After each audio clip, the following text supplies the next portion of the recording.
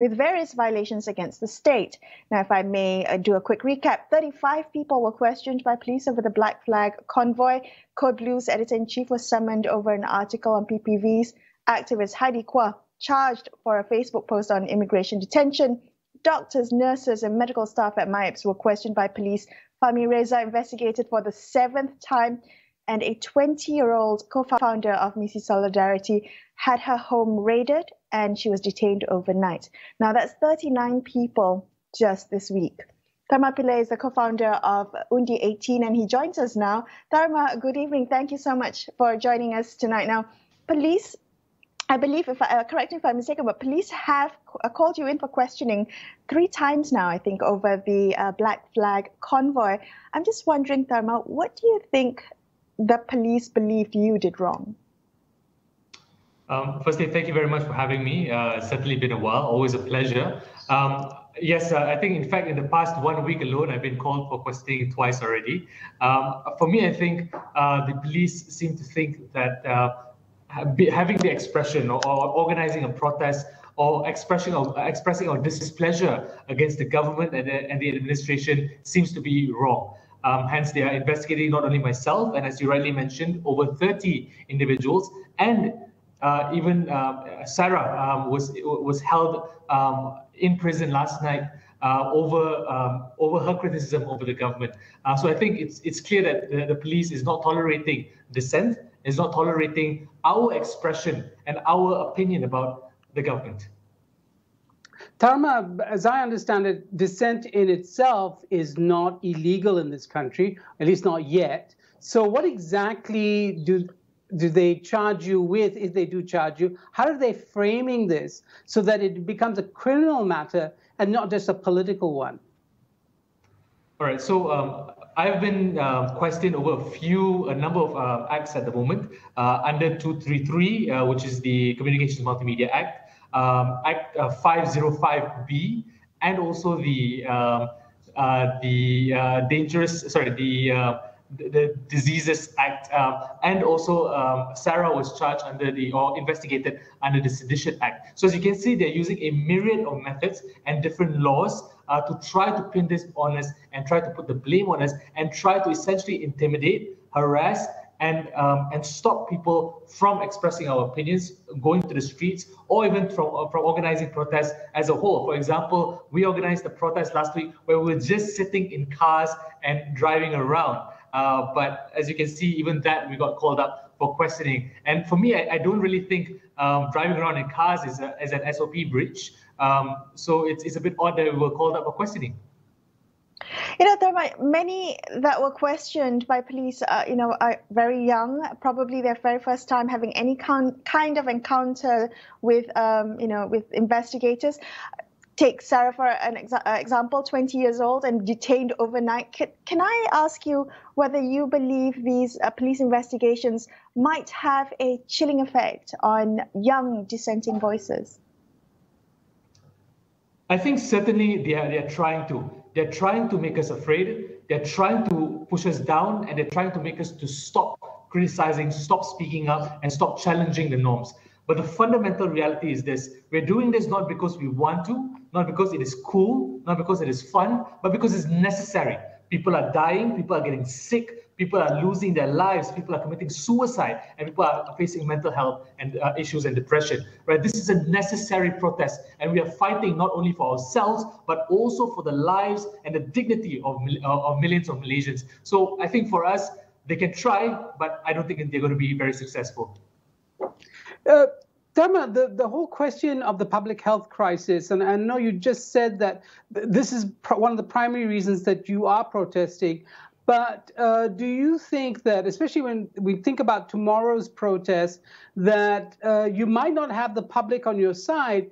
They might think that what you're doing, at least in gathering in large numbers, might in fact endanger the public, and I'm sure there will be, a host of commentators and mainstream media that might frame it that way. How do you respond to the charge that you're being irresponsible? Honestly, we've been getting this question a lot. And the easiest way to think about it is, let's flip the question around, right? We've been in lockdown for 2 months. And has you staying home sort of caused the case numbers to go down, right? Is it what, 1,000 cases, 2,000 cases? Oh no, it's 17,000 cases that we're at the moment. So to say that being locked down, staying at home, being docile has been the secret and the recipe to solving this crisis clearly is wrong. Because do you know why? Because the real issue is government failure. And no amount of personal discipline will be able to overcome the government failure, because you look at issues such as procurement of not only vaccines, but also ambulances, issues of how do we track COVID patients, how do we manage them, are we funding doctors enough? These are all issues that need to be discussed, need to be brought forward, and just staying home and trying to pretend that it's not government failure really is not changing the situation. So what we are saying is that, yes, let's try certain protest methods. So for example, before this, we did the drive around protest, very SOP safe, very clean, right? We did many online protests, and we did it very successfully, by the way. We received hundreds of thousands of submissions and supports when we asked people to put up their black flags on social media and put it up on their homes, drive around the black flags in their cars. So I think we've done the social media route, we've done the online protest route, and I don't mean to boast here. We were really successful. But when you have a government that is determined not to listen to you, right, and determined not to pay attention, and in fact they're even trying to shut down Parliament, I think that this calls for an escalation. So we're not doing this because we haven't tried online protests, but because we've tried it, we were really good at it, yet it didn't really work. And that's why we really need to take the next step, up the pressure, and make sure that this government really listens to what the rakyat wants. Tharma, talking about government listening, if I understand correctly, there are 3 demands that are being requested. I'm just wondering what these demands would solve. Who are you trying to persuade with these demands? I think the clearest people that we want to reach out to and speak to is the rakyat as a whole, for us to realize and recognize that the power is in our hands. But most importantly, we are asking that the Prime Minister take responsibility for his failures in managing the pandemic, because it's quite clear cut. We've had 1.5 years of his leadership, and things have not gotten better. In fact, they've gotten far worse. So our opinion is this: if the Prime Minister is shown conclusively that he's not able to manage the pandemic and also protect the economic prosperity and also the livelihoods of the average citizen, then please make way for someone else. And it's very clear that the anger is not just from the average citizen, it's also from the royalty. I think we've seen a number of strongly written open statements decrying and sort of saying that there is disappointment from the Yang di-Pertuan Agong towards this government. So if the Yang di-Pertuan Agong is expressing his discontent, I think the rakyat can also express our discontent to the government in our own way. So I think that's very quickly. Very quickly. Tomorrow, you have a protest. What's going to be your measure of success for tomorrow's event? For us, the measure of success is one, getting as many people down there as possible. But of course, we recognize there's a pandemic situation, so we may not be expecting too many. But the most important is that, can we show that protests are possible in a pandemic, number one. Number two is that we'll be buying and having as much PPE, face shields, face masks, hand sanitizers as possible. So we want to show that doing a protest is possible. Let's do it in a safe manner, and let's show that the rakyat is angry. And I think that's the message they want to show, not only to national media, but also to international media. All right, Tharma, thank you so much for joining us on the show tonight. That was Tharma Pillai, co-founder of Undi 18. We're going to take a quick break here and consider this, but we will be back with more, so stay tuned.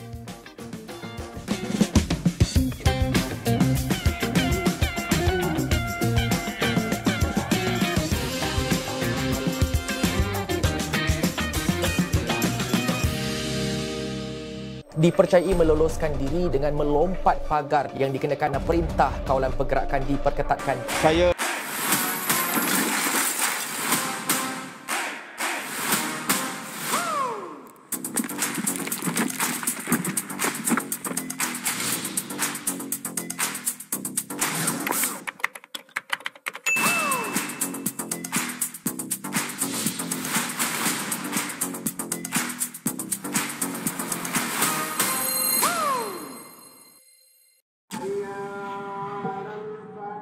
amanah di tangan kita. Adat, budaya dan semangat menjadi kesinambungan perpaduan tanah air yang tercinta. Berteraskan adab yang terpahat di jiwa dan raga. Marilah bersama kita membina negara Malaysia.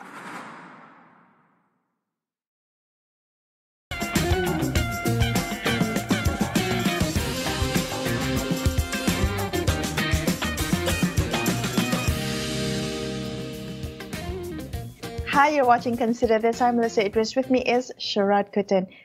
Youth activist Nurul Rifayah Muhammad Iqbal, who recently graduated from secondary school, claimed that she was denied an opportunity for entry into a public university because of her political activism. Rifayah joins us now. It's a pleasure to have you on the show, Rifayah. Good evening. You claim that there's been government retaliation to your political activism, and I'm wondering, Rifayah, while you may not intend it to be, but do you think that your story might, in some way, perhaps even inadvertently, deter other young people from being involved in activism? All right. First of all, thank you for having me. It's a pleasure to be here. I think it played a huge role and play a huge part of it. What happened today will define our future leaders. What happened today will define our youth future, and upcoming generations are watching us. So I would say that what happened today at me is going to, I would say, an eye exposure. I mean, especially those that have power to change this. And I will not let this happen for the upcoming generation. And obviously, I'm not going to be the last person. There's going to be other person that's going through the same thing. But we'll try our best to, speak up. And I have a right to speak up as well. We are living in a democratic country, and also we're living under federal constitution. Yep. Yeah, Rifayah, yes, we all wish that we were living in a more democratic country. I want to ask you, though, are you getting support from your family? And is family support very important for activists to do their work? Definitely. My father, all of my family, really support me. Not just my family. I have, a really strong circle surrounding me, including, been dealing with so many NGOs. There's a lot of people that support me and really, lend hand for me if anything, if I need anything. And I think it's a good thing for me. And I would say that in this current situation, everyone go through so many things, we don't know what shoes that they are going through right now. So I think I'm very grateful because I have wonderful friends and families that support me all the way till now. Yeah. Right. Well, I'm glad to hear that. And I'm just wondering, maybe some other young people might not have the same type of support, who might be intimidated by the thought of having, retaliation by authorities over things that they comment on online, things that they speak up about. What are the conversations being had by young people, your peers, Rifayah, about, for instance, the recent spate of investigations, by authorities? Is there a chilling effect on them and what they feel they're able to talk about or speak up about? Or has it had the opposite effect? Has it, in fact, deepened the grievances felt by young people? Well, I think at first, of course, most of my peers, most of my friends are really scared to, keluar and turun tomorrow for the protest because, what going on right now when Tharma, Sarah, and the rest of the team got called by the police. Obviously, most of my friends are scared, but I think this is a moment where we have to, go to protest because at this point, we don't want these things happen in, to our upcoming generation, so my kids, say that because as this is very important, and also my friends realize that turun protest tomorrow for the hashtag lawan tomorrow doesn't mean that it is not important. It's play a huge part and it play a huge role to our countries and to our future. And definitely we will lawan till we'll get our demands, the 3 demands. Yeah. Rifayah, why are you angry? And who are you angry with? Obviously, I'm angry about what's going on right now. We have like so many things happen in our country. The cases increases like day by day. Everyone, the education system, I would say that like so many people, not just me, but there's a lot of people out there that doesn't enter universities, you know, the system you use itself. There's so many things happen. There's so many problems, and right now people are suffering, dying. There are mental illnesses that's left out, and I would say that there's a lot of people out there that lose job. And I can't just sit here and do nothing. You know, this is our future. And like I mentioned just now, they will define our youth future, our future leaders. So if we don't do something tomorrow or today, you know, it might lead to something much more worse. You know, our cases might be like 100K per day. So we don't want that. And yeah, I do agree that, like, you know, when you think about, you know, the risk, what happens tomorrow. But the thing is, if we don't move or we don't do anything, our country will, you know, we don't know what's going to happen in our country. You can see what happened at the parliament sitting yesterday. So we don't want the same thing happen. So this is in the moment where all the rakyat should turun and protest tomorrow. Yeah. Can I ask you whether you feel that young people specifically have been disproportionately affected by, negatively affected by the management of this pandemic and the impact of the economic lockdowns? Obviously, the youth right now is like, I would say it's unprecedented for everyone, but the students, specifically, you know, we don't know what's going to happen tomorrow. I would say, let me give some example. You know, the SPM students right now, they are suffering. They don't know when is their trials. You know, they have to go to school 1st of September. And with the current situation right now, is, you know, it's not safe for them to be in the school. That's not safe for them just to learn for the sake of the paper. That's not fair. So there's a lot of things that's going on in our country. Not just that the students itself is going to be our future leaders. And if we don't do anything, if we just sit at home and, you know, the country will, you know, definitely will drop our future, will drop our rights. I don't want that. And not just that, you know, not just about education system. There's about economics, you know. There's so many people out there that lost job. Even I can't, you know, there's a moment where I literally cannot think about what's going on right now, because like so many, most of my friends, some of their parents that lose job. So yeah. I can imagine it's overwhelming. Rifayah, thank you for speaking with us. That was youth activist Nurul Rifayah Muhammad Iqbal. After this, we'll discuss the investigations against journalists for just doing their jobs. Stay tuned to consider this.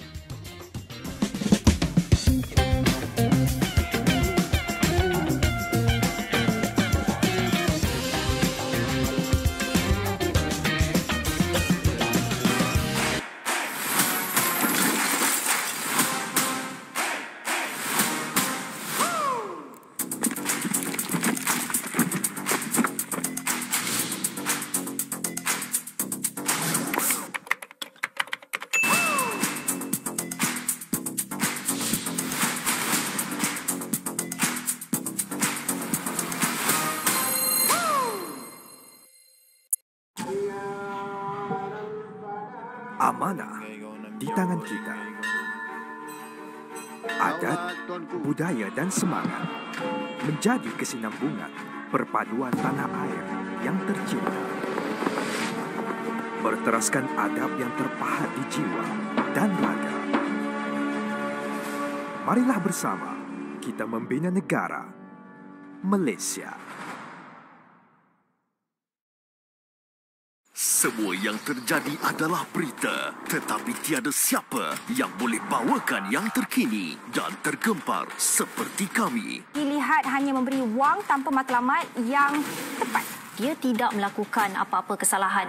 Untuk mendapatkan jawapan yang bermakna, kita perlu soalan yang tepat. Amat sedih dengan apa yang berlaku kat atas. Tiada ruang untuk berita palsu. Negara kita telah merekodkan kes harian baru sebanyak hanya fakta yang diberikan. Amat penting untuk meneruskan perjuangan negara melawan pandemik ini. sentiasa memastikan suara anda, suara rakyat didengari.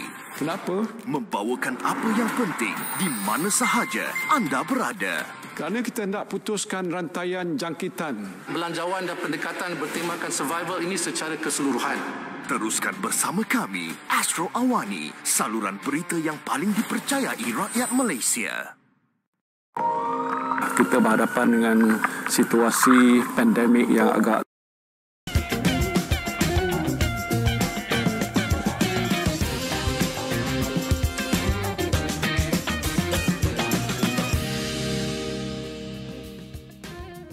Hi, thanks for staying with Sharaad and I on Consider This. The recent spate of police investigations, which included journalists, have been criticised as a move to silence the media and to curtail the increasingly critical questions of public interest over issues such as the management of the COVID-19 pandemic.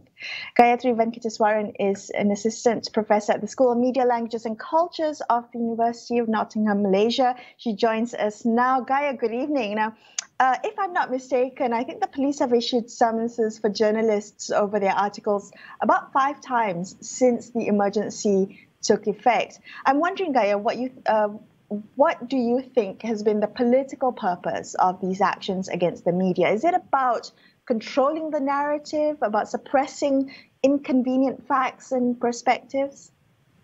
Good evening, Melisa. Good evening, Sharaad. Thank you so much for having me on the show. But before I answer the question, I just want to say that, I'm totally inspired by the youth you've had on the show and also those who are organizing in the forefront. I think it's been amazing looking at people in Parliament and looking at the youngsters who are organizing this. I think I'm totally inspired by the energy and the dedication.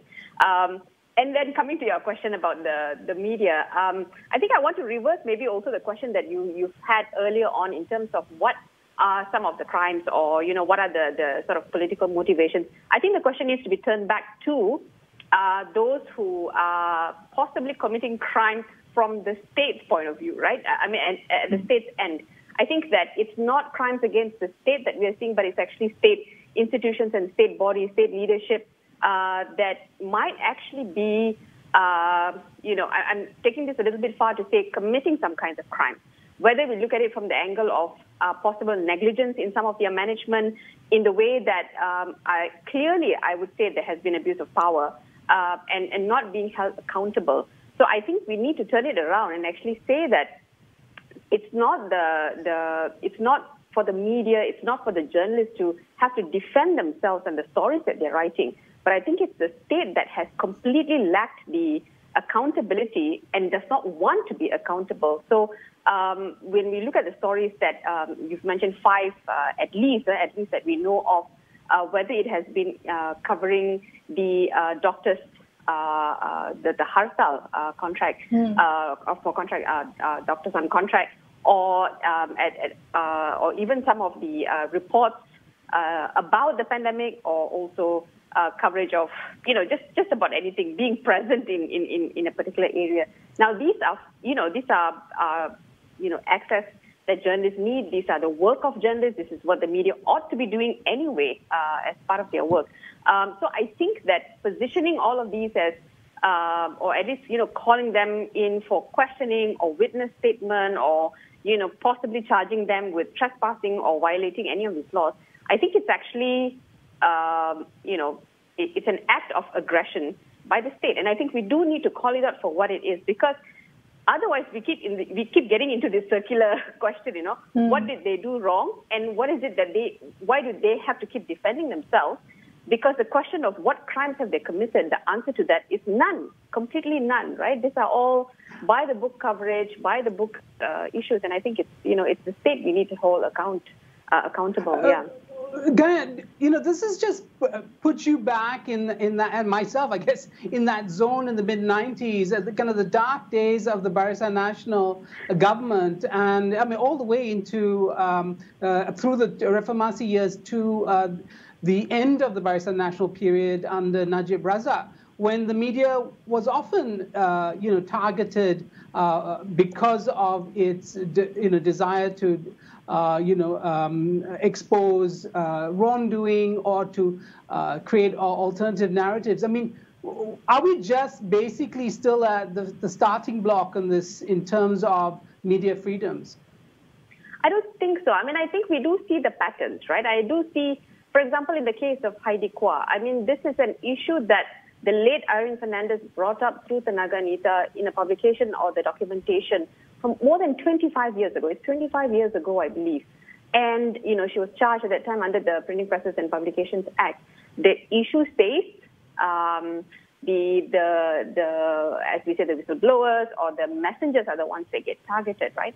So, indeed, there is that pattern, as you mentioned, Sharaad, that, you know, it's what we have seen before from the BN days as well. But I think the surrounding issues are not the same anymore. I think the level of media awareness, I think the level of public engagement, I mean, look at the issues that the youth activists are bringing up. I mean, it clearly shows that this is a society that has definitely changed, and one that is much more aware, politically conscientious, and want to see greater change, right? So I think in response to some of the harassment of the journalists, you see a lot more people saying, hey, you don't go after the media, you go after the issues and address the concerns that are being raised.